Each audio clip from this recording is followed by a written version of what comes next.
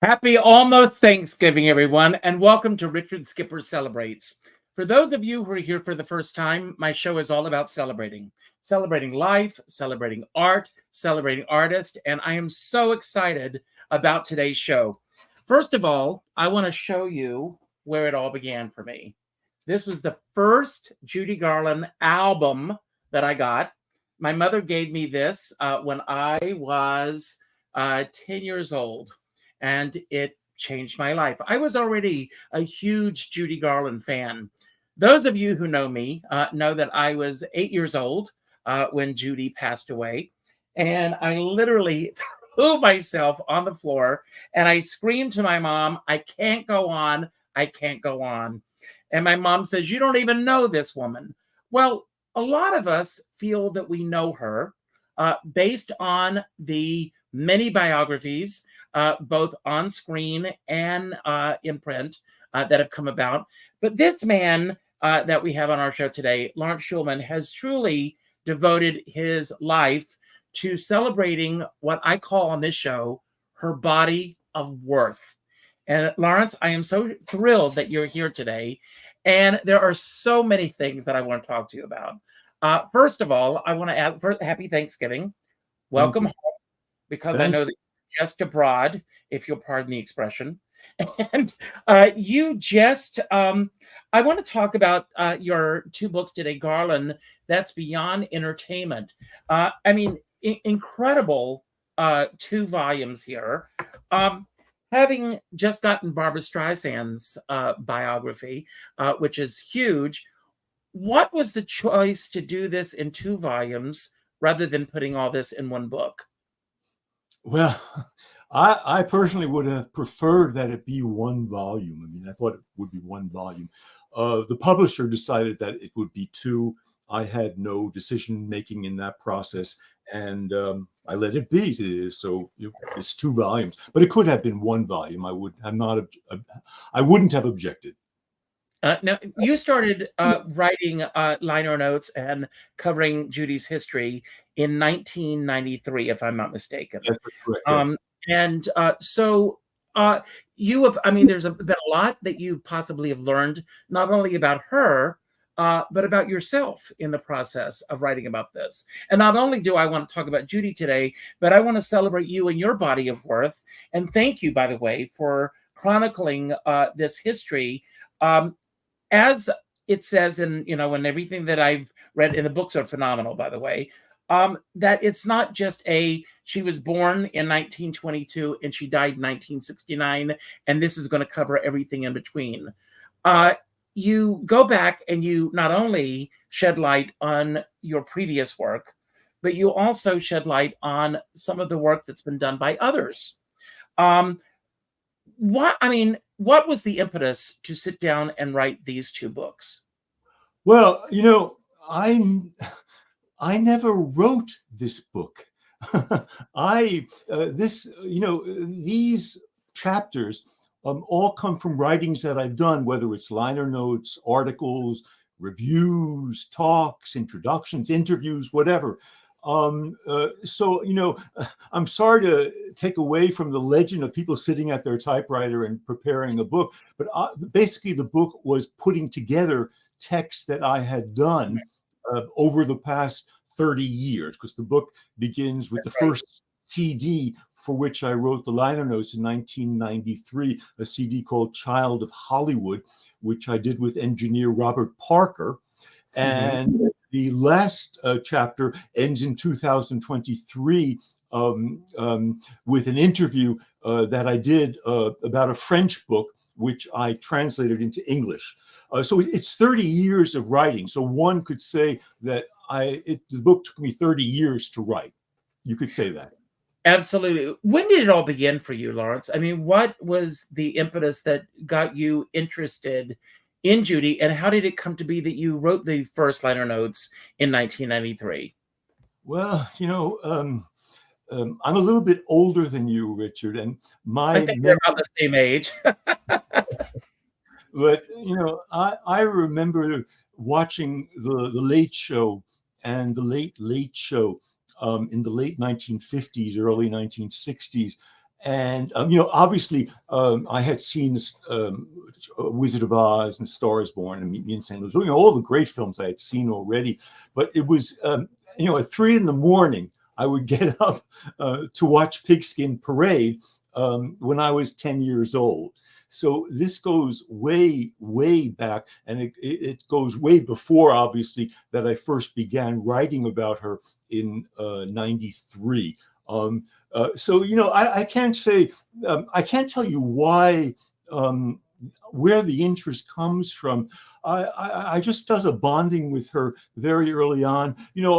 My mother, when she was younger, she would tell me that she, this was during the Depression, she would go to Broadway shows with her last dime in order to see Fred Astaire and Ethel Merman and all of those people.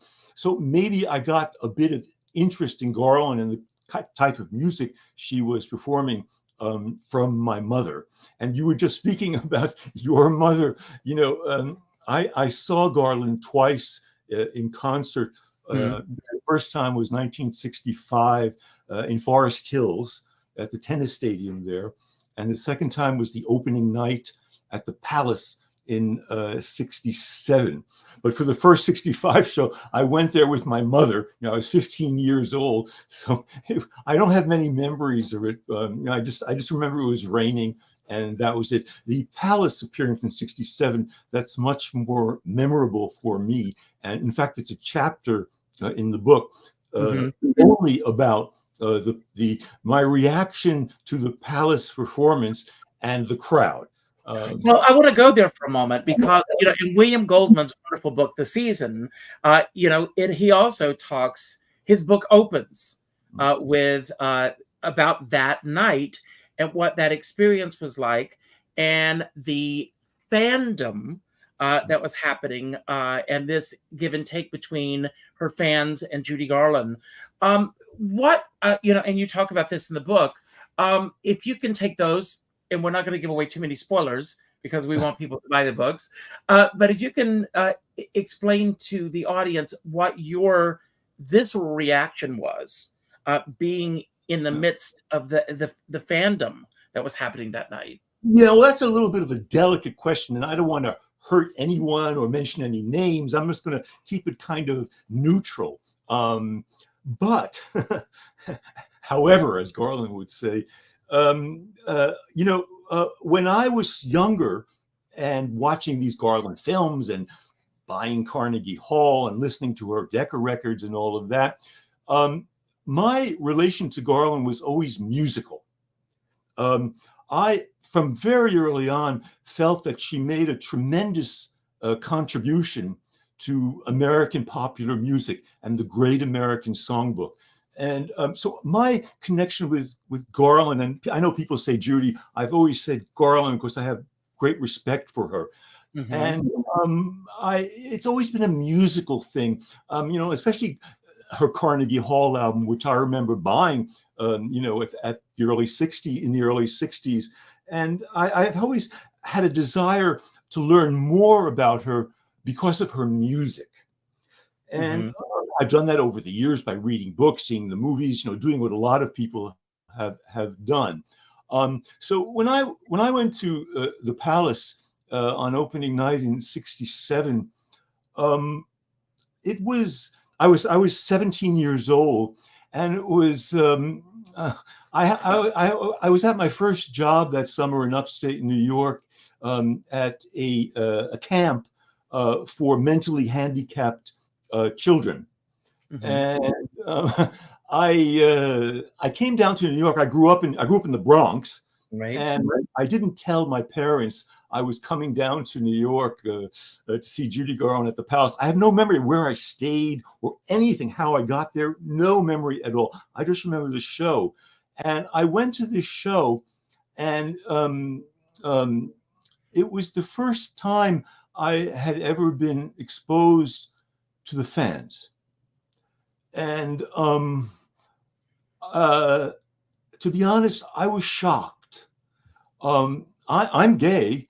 I've never been ashamed of it. Years ago now, whatever, I'm married and happily married with a spouse for the past 10 years and together for 38 years.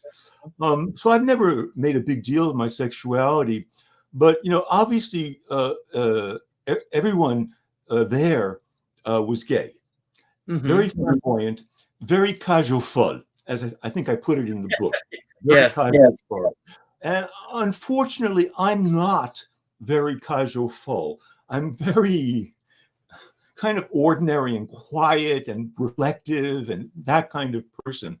And so I had never made the connection at all. Maybe I was naive between Garland and the gay community. I was unaware of that. And I became aware of it at the opening night at the Palace. And it scared me. It shocked me. I didn't want to be part of that public. And to make a long story short, even to this day, I'm not a part of the fan community. In fact, most of the fans hate me. They really. Well, I wanna read something from your book. Keep talking. Yes, go ahead. I want to read one. This is not written by you. This is written by John Haley. But it jumped out at me. And I mean, right from the very start, it says a less positive thing also developed in the years following Garland's passing. A cultish corner of sociopathic fans developed, no doubt encouraged by internet access in the same way that far-right, militia-minded political group members have founded each other through radical internet sites. And that jumped out at me. I am a huge Garland fan. I always have been. And I've also, when that connection of, and I'm openly gay as well, but that connection between that world and who she is and everything is something that I have stepped back about, because I've never really quite thought of it as my connection to her being solely because I'm a gay man. And what is very, very interesting is that even I've discovered in my own years of reading and studying her, she has, and I was describing this to a friend the other night when I told them about you coming on the show, that there is an element to her fandom that I don't find with any other artist. They are possessive, not all, so I don't want to offend anyone either, but many feel that they are possessive and they put her on a pedestal. And if you are not going to relegate her to being up on that pedestal, I can only imagine the landmines that you feel that you have walked through trying to do the work that you're doing against this backdrop of these rabid people who I have gotten. I've had people on the show, and like no other subject, when I talk about Garland, and I will get it today as well, there are people who will reach out both positively and negatively. Why do you think that is? Well, to give you an example coming from just from what you said right now, the quote that you just quoted, it was written by John Haley, the sound engineer, and not right. me. That's why I want to stress that. But yeah, I stress that too. But the fan community's hatred of me is so strong that on Amazon, one so-called critic took that very quote that you used and said that it came from me to show my hatred of the fan community. And it's not, I didn't write that at all, but that person said it was me, which shows you the degree to which I'm disliked. And, at this point in this age that I am now, I don't care. People hate you, so what? Take a walk and get some fresh air. Lots of people hate me and I don't care. That's where it's come to. But the trouble is that I've never placed Garland. She's never been an icon. She's never been on a pedestal. I don't idolize Garland, and the fans do. I always respected her talent, and in what I've written over the years, talked about her talent. I've also talked about the fans and all kinds of other things, but it's always been about the talent, and that difference makes me very different from a lot of the other people in the fan community. But the viciousness that I've felt towards me over the years is so strong at this point, that after my book came out this past summer, the Garland Museum in Grand Rapids, Minnesota, invited me to give a talk there next summer on Garland and the book. And my first reaction was, well, that's great. I'm going to go out there and give a talk. I've never been to Minnesota. I've never been to her birthplace. I've never seen the house. So it would be very interesting for me. I'd love to. And so my answer, of course, was yes. And overnight, I started thinking about it. And I all of a sudden felt that something could happen to me physically. Wow. Just like Salman Rushdie, who lost an eye from an incident a few years ago. And that's not good. That's how strong some of these people feel towards me. And I want no part of it. And I don't want to lose an eye. I don't want anything to happen to me. So I phoned her, I emailed her the next day, the woman, I think her name is Janie, to tell her that I had changed my mind. But that's where things have gotten to. And that's a shame, a huge shame, because people should hear what you have to say, and you should be there for that. But you also, a few years ago, I used to perform. For those who don't know, I spent 20 years performing as Carol Channing. And I did a show, and one of the critics said that my show was a lesson in hagiography.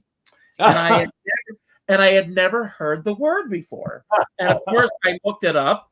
And so I don't know if he was paying me a compliment or an insult, but I'll take both and own it, because I did put Carol on a pedestal. But you have an entire chapter in your book about the hagiographers that are out there. Yeah. Yeah, I won't mention names. No, please don't. There have been serious biographers of Garland and less serious biographers of Garland. I don't want to even talk about the less serious biographers of Garland. I obviously won't name them. But I pronounce it hagiography. Maybe I'm pronouncing it incorrectly, or you pronounce it correctly. I could be pronouncing it wrong, but it is hagiography. So whatever it is, okay. And but those of you who don't know, the way that the definition that I saw, what it was, that was the study of sainthood, and it was basically putting any individual, everyone's human. I had C.V. Phillips on the show, my dear friend. The phone just went off, and I'm sorry about that. But I had, I thought the phones were off. But I had on the show, talk for a moment. I'm going to mute myself and just talk. Well, the term hagiography for me, maybe you took it in the best sense of a saint, but in the way I use it in this chapter in my book, it's a very negative term. I would not want to be called a hagiographer. In the Garland community, there is one hagiographer whom I will not name and whom I do not admire. Is it that you don't admire this person based on their writing of Judy, or does it go beyond that? No, it doesn't go beyond Garland. It's this person I've met before. This person has been in this house, actually. And no, it has more to do with a viewpoint on Judy Garland. As I told you before, my viewpoint has always been about music. Mhm. But it's even more than that. Because in this book I talk about music mainly, but there are lots and lots of other things about her life. It's not a We do get her history throughout the book. yeah, Yeah, absolutely. it's not a biography at all. But I do talk about her life. And if there's one thing that I've learned about Judy Garland over the years, there are a few things, of course, I've learned. One uh, is that she was a human being. Mhm. Mhm. She was a human being like all of us. She was an extraordinary human being. She was an extraterrestrial human being. She could do things that none of us could do. But at heart, she was a human being who had problems, who had addictions, who had money issues, who had 5 husbands, who was homeless at the end of her life.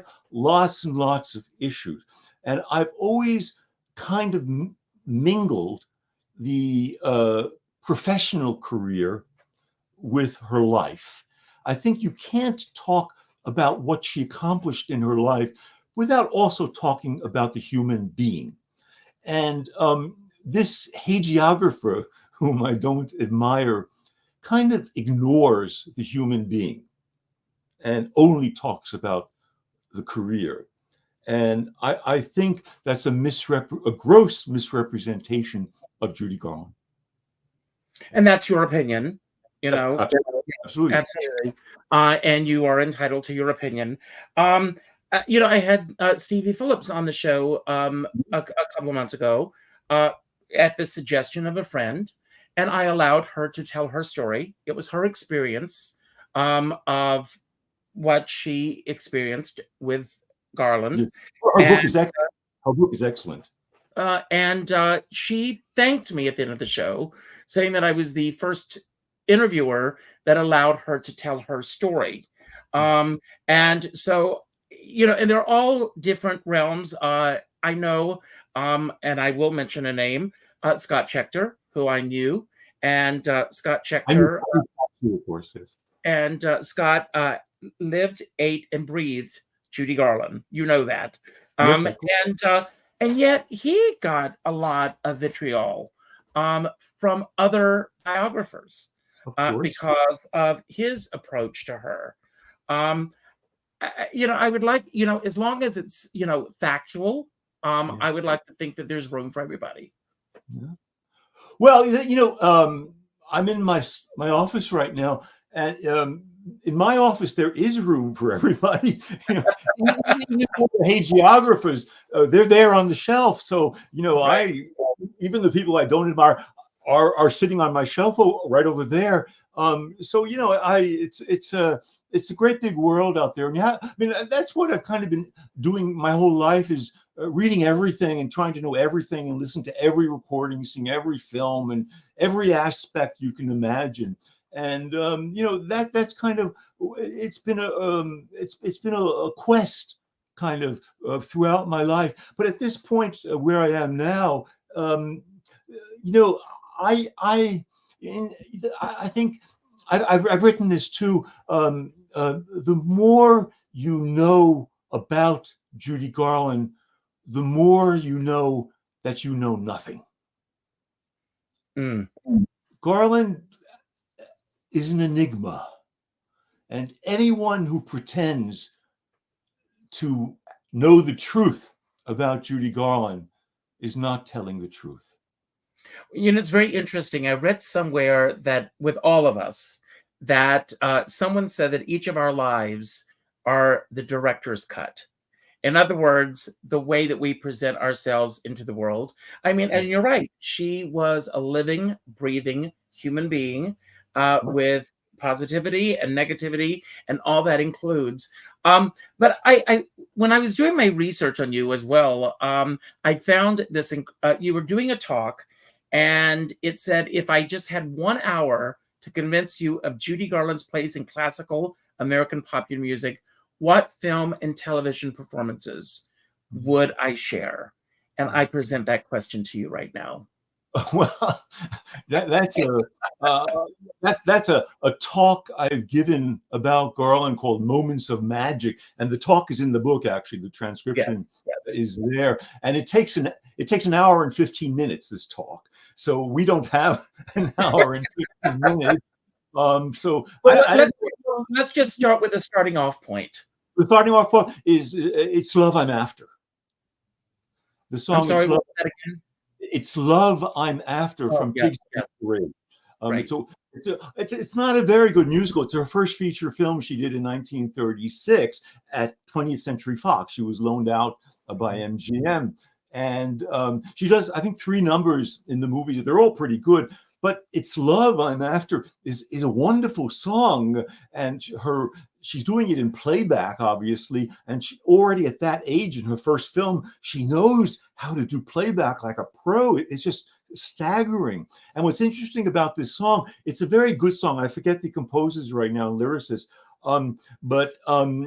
What's interesting is that that song, "It's Love I'm After," was in the same year, 1936, covered by a wonderful, wonderful jazz singer named Mildred Bailey. I don't know if you've Yes, ever heard of yes. Mildred Bailey. Terrific singer. She died in 51, long, long time ago. But Mildred Bailey, in the same year, covered "It's Love I'm After." So Garland was doing terrific songs already at that age when she was doing her first feature film, and things just got better after that. But that's where I begin my talk with Pigskin Parade. "It's Love I'm After," which I adore. The sequence is terrific. So how did it come about that in 1993 that you were approached to start doing liner notes? And is there a certain approach that you have when you were doing the liner notes? Obviously I mean, as we've learned, this Yeah. book is not a book that you sat down to write. This is culminating from all of your writings over the years. But what is your approach to do liner notes? Well, in '93, um, I had never written about Garland. I still had my passion for Garland, and at that point, the internet, for me at least, didn't really exist. And there was a producer in England named Robert Parker, an engineer and a producer with the BBC and Australian television and radio too.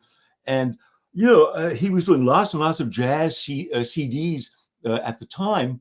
And I said to myself, well, let me get his address and write him in England and see if he's interested. What do Mhm. I have to do? I'll just get a no or no response or whatever. I don't care. I don't get no response. So I literally wrote him a letter saying, I'm passionate about Garland. I know a lot. And why don't you do a Garland CD?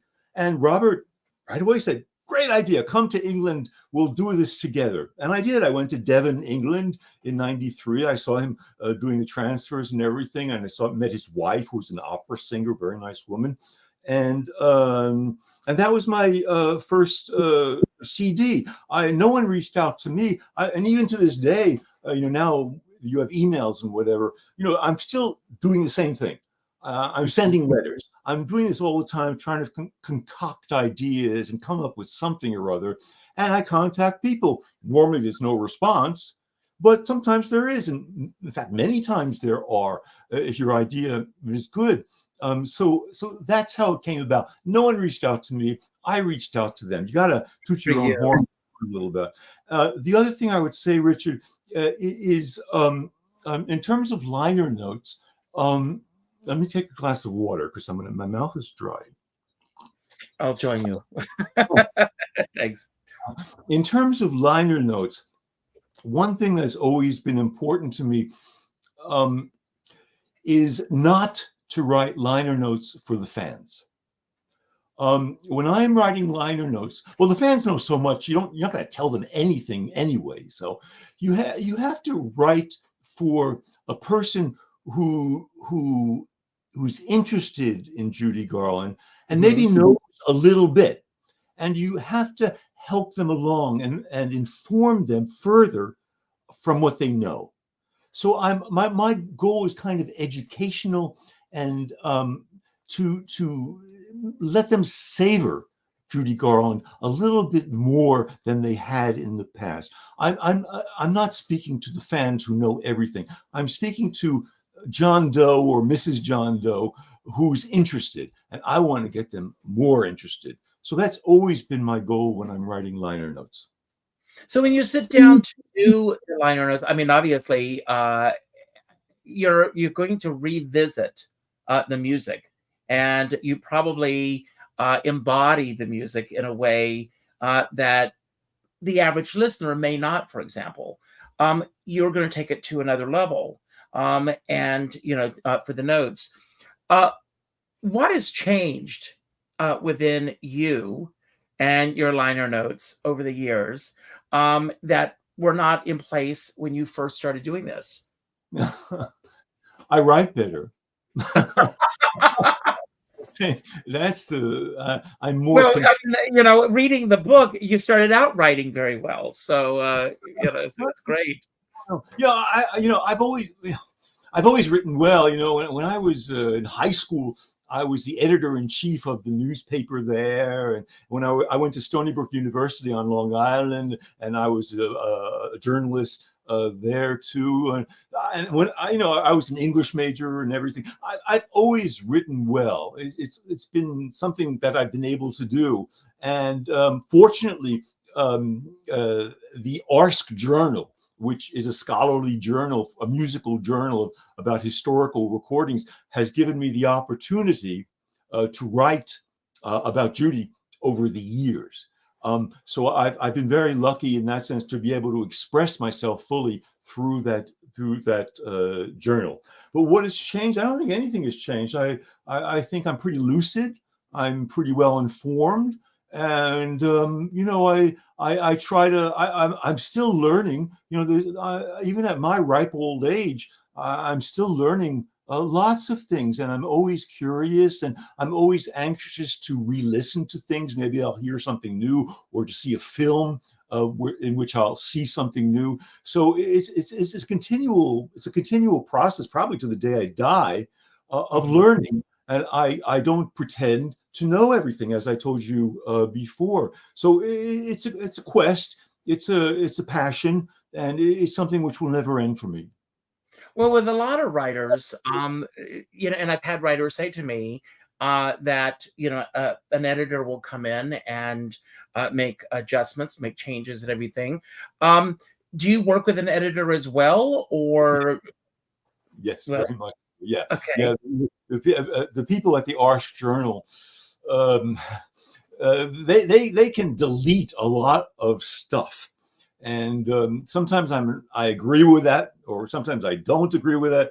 And what's funny, what's happening now is that I'm continuing to write for the Arsh Journal, and I also have another book coming out next year, at the end of next year, which will be called Free.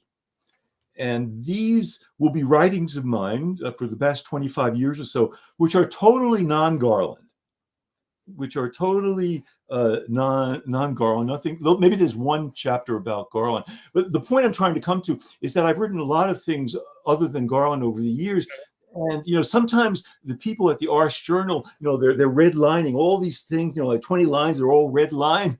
And I have the choice of publishing in my book the next year either my version, which is the full version, or the edited version from the editors at the Arsh Journal. And I haven't resolved this issue yet. Should I keep their edits? Should I not keep their edits? So Well, this is I've got a question about this. I mean, obviously, you're a scholar. You know what you're talking about. You know what you're writing about. Uh, when an editor comes in, they're not going to have the same knowledge that you have when it comes to editing. Um, what is, I want to find the right way to ask this question, but what is one thing that has been edited within your own writings that you really grappled with? And you don't need to give away a specific name or anything, but obviously you write something, you sit it in, and you're hoping that they're yeah. going to be happy with the final result. But what is something that you wrote that you actually grappled with? I can't think of anything. I'm sorry to say. I, Oh, you know, when I put things on paper, it's always with some kind of purpose, or even the anecdotes, that the anecdotes that you find in the endnotes. You know, mm, you'll find a pretty incredible number of endnotes in this book. And I hesitate sometimes to put some endnotes in, because sometimes they're kind of weird and strange, and not in good taste always. But I don't have anything against bad taste. That's a whole art form in itself. And I don't know. I don't. There's nothing I regret or wouldn't have put in. There's one anecdote I would tell you about. There is. I don't know. I don't even know which chapter it's in, or what the subject is. But there is a book which came out about 2 or 3 years ago, um, um, which talks about Garland's death. And there's a fascinating passage about why there are no photos of her uh, leaving the house dead. It's kind of strange subject, but I know a lot. I've seen a lot of photos, and I have a lot of photos, but there's no photo of Garland in a stretcher leaving on the day she died. And I've always found that a little bit curious. So in this book that it came out a few years ago, there was an incredible footnote, just incredible, shocked me totally, in which, when she died, there were lots of photographers outside the house. They all want to get a picture of the cadaver and all that. And the police officer who was inside and in charge of the whole operation saw that there were all these paparazzi outside, and he didn't want her to be subjected to that kind of treatment. He wanted a little more dignity. What he did, she was skeletal at the end of her life. What he did, he took his arm, he put her body, he draped her body over his arm. He put a raincoat over her body and left the house like that. I find details like that very interesting. It's part of the story. There's no reason to exclude them.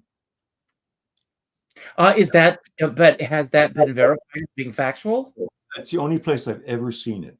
It's the only place I've ever seen it. So there's no verification of that. So I'm just quoting a book that was released. Okay. Obviously, you've already, addressed the fact that you are focused on, again, I call it a body of worth instead of a body of work, because it's all how we look at that.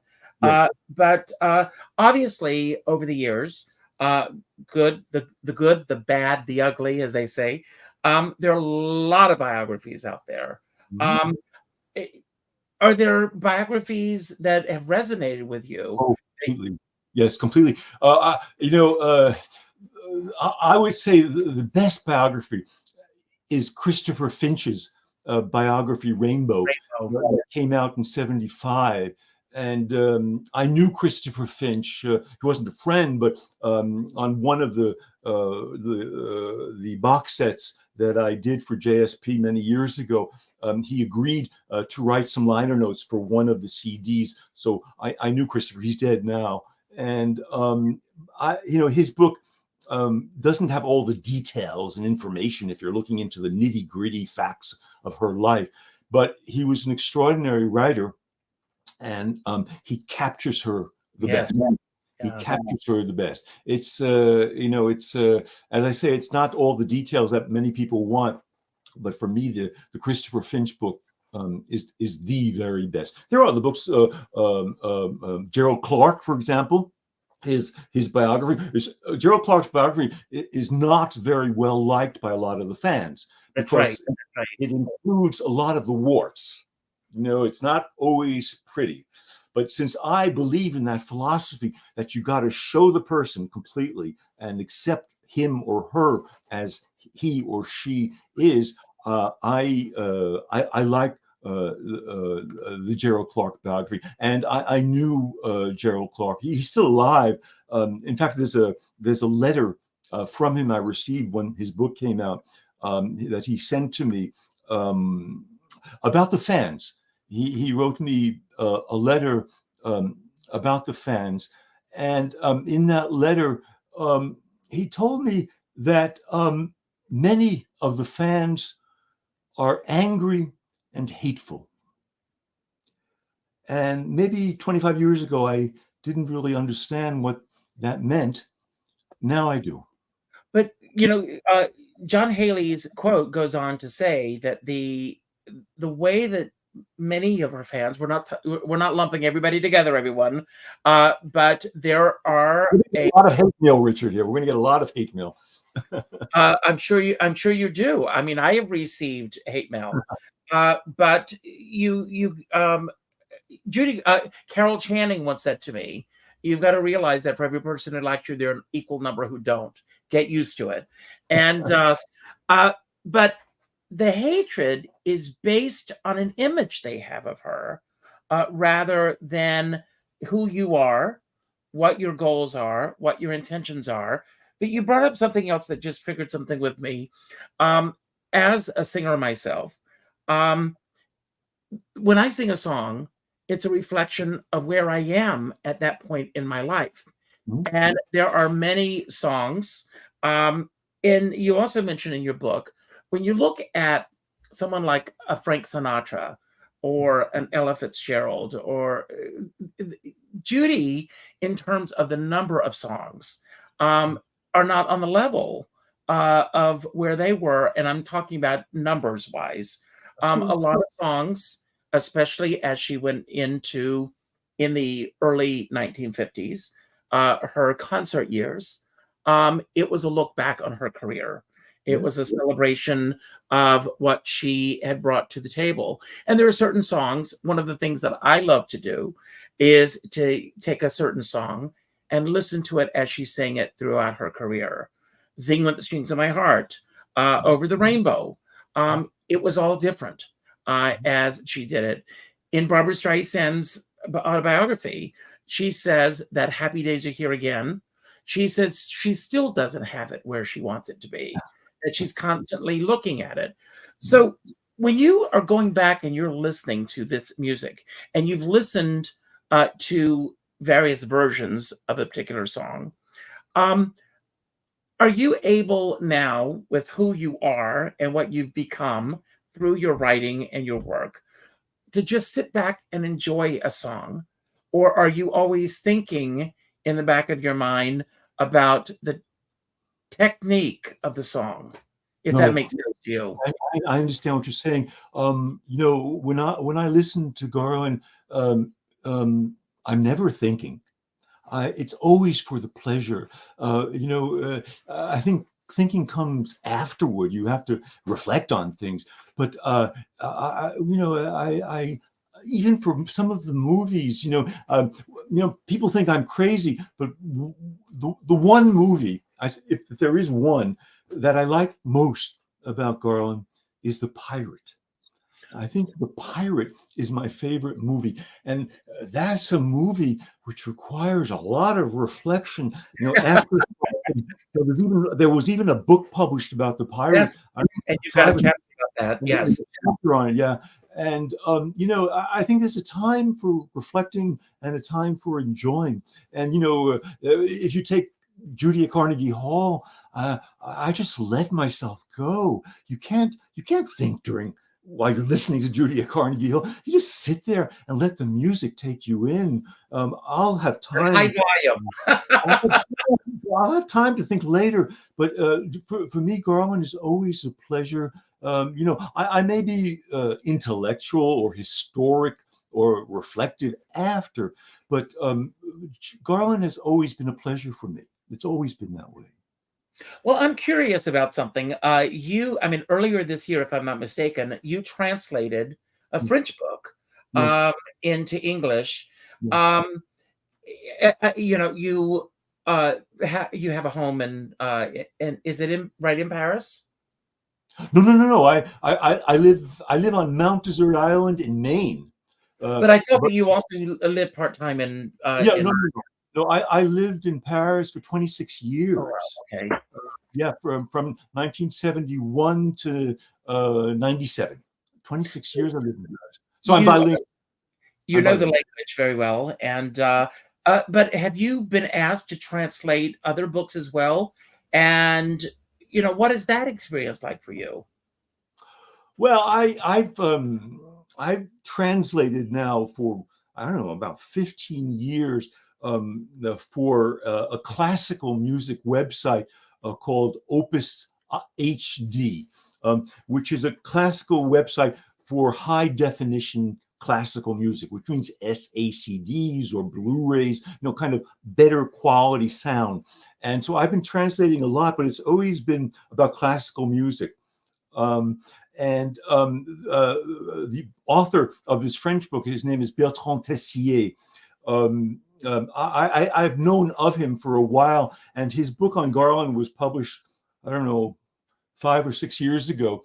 And it's not the best book on Judy. It's a good book. For me, it's a book you can read at the airport in 2 hours.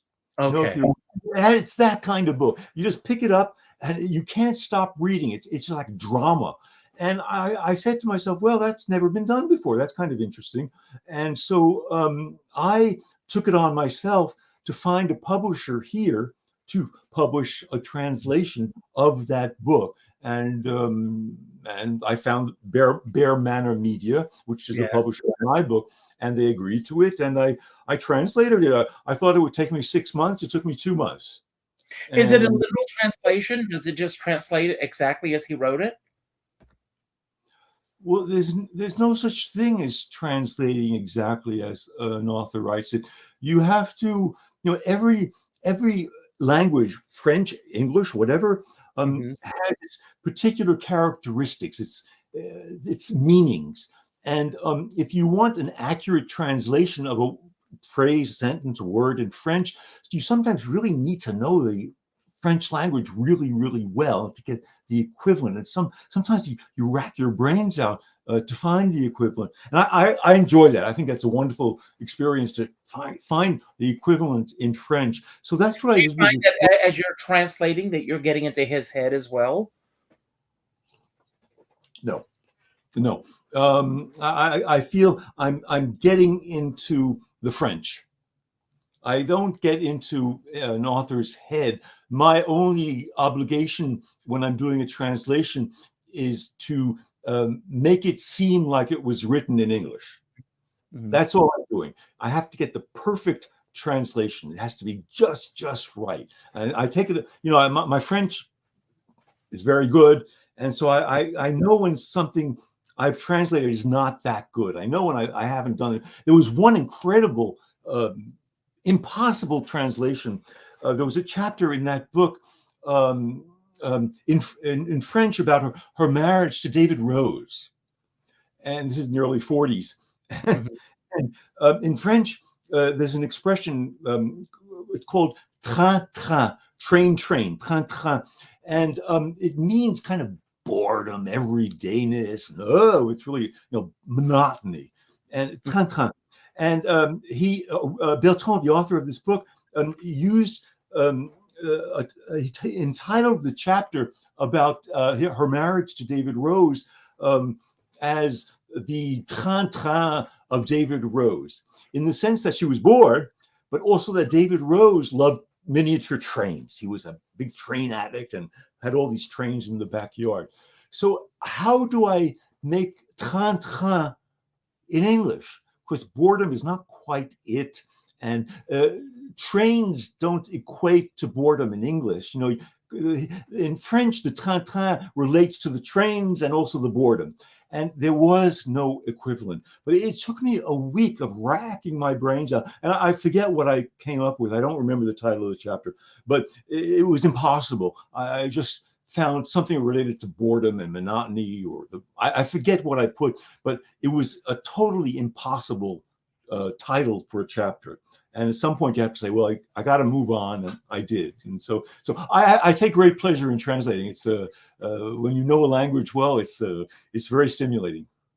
Now, this may be a strange question that I'm about to ask you, but I mean, again, congratulations on everything, and you're a great writer. Thank you. I consider you a scholar, on her, again, body of work.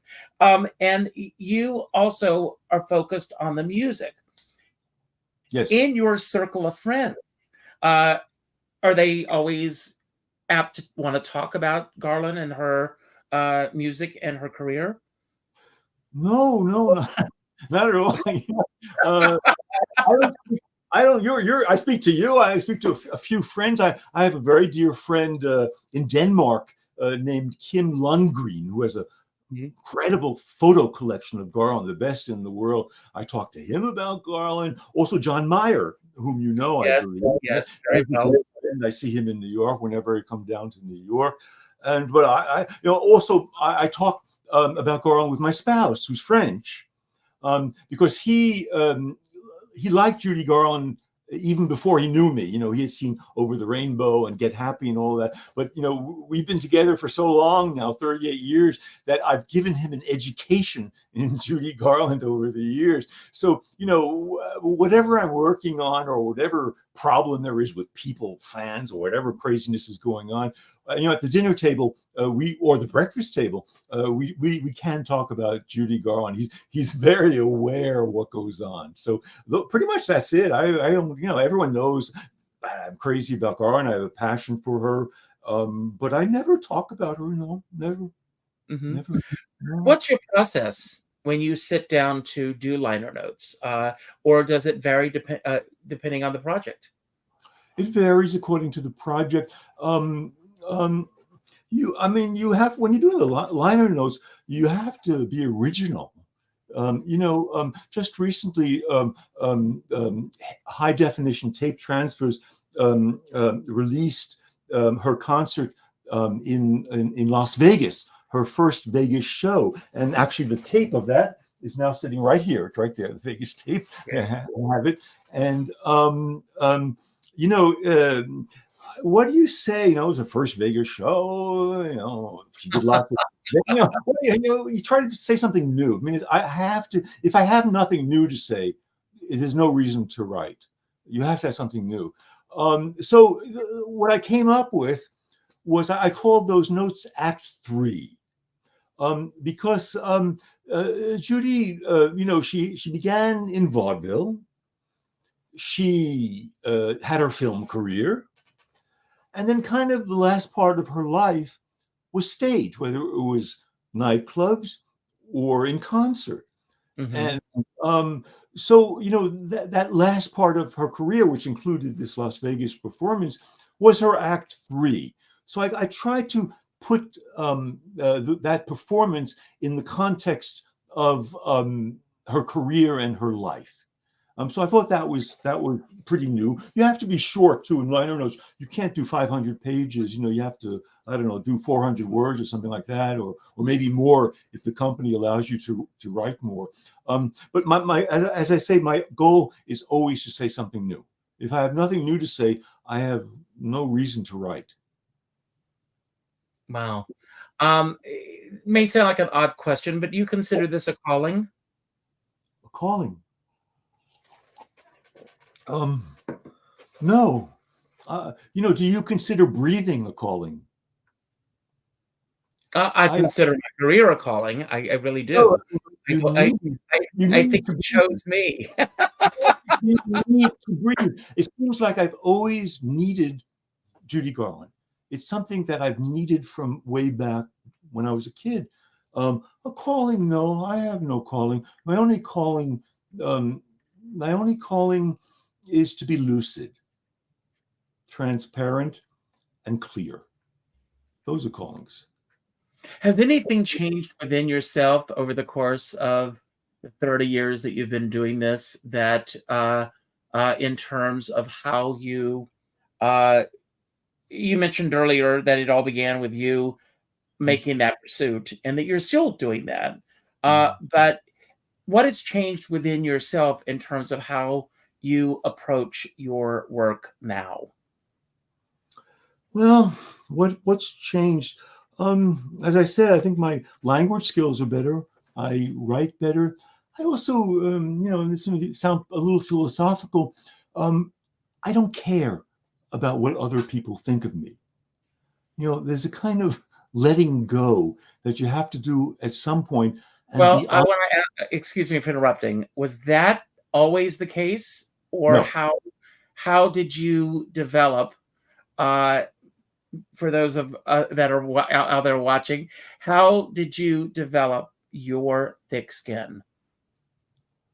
By a Because this lot of is a lot overnight. of a lot of bad incidents, a lot of bad incidents, and a lot of bad people, and a lot of people saying bad things about me. And Mhm. at a certain point, you get to 73 and you say, You're a baby. forget about it. Years ago, I interviewed Christina Crawford, Hmm?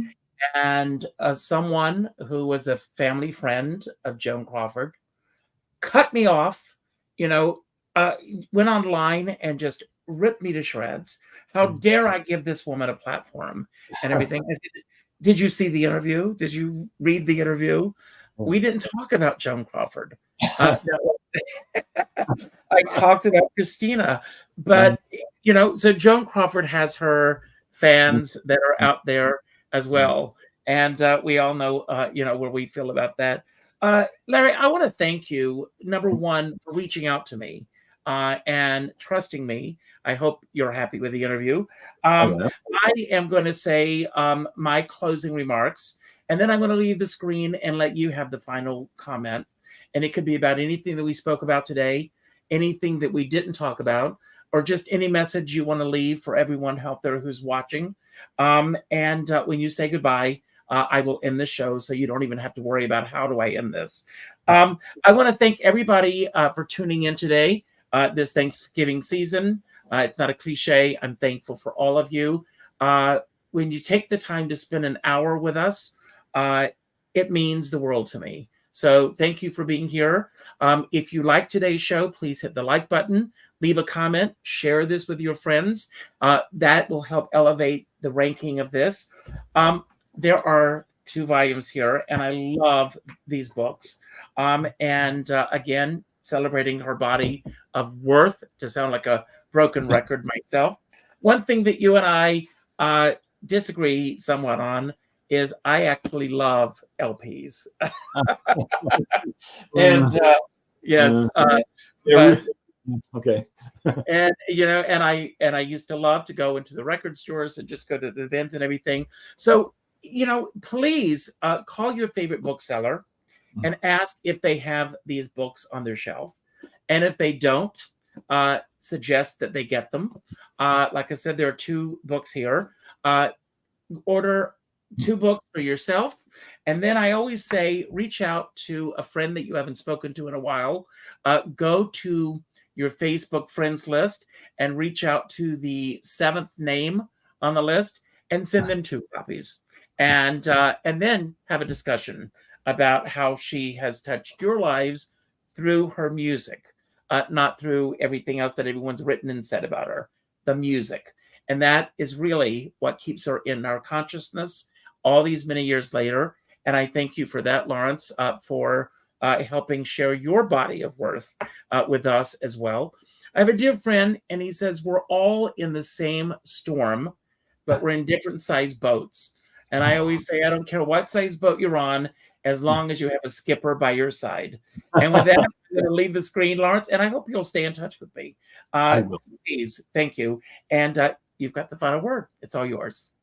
Well, I don't know what to say for a final word. The other thing I might say is that just like when Judy's house lands in Oz and she opens the door to another world, Garland has opened doors to other worlds of music for me. Whether it's appreciating Sinatra or Peggy Lee or singers like Maxine Sullivan, Mildred Bailey. She's opened lots of other music to me, which is very valuable. I think one should not listen only to Judy Garland. I think it becomes an addiction, and I think you need to vary things to appreciate Judy. I think that's very important. In my case also, I've gone on to loving classical music. Judy opened classical music for me too. So in the same sense as that door opening onto Oz, Judy has opened other worlds of music for me. And without her, that would never have happened. Goodbye. Thank you.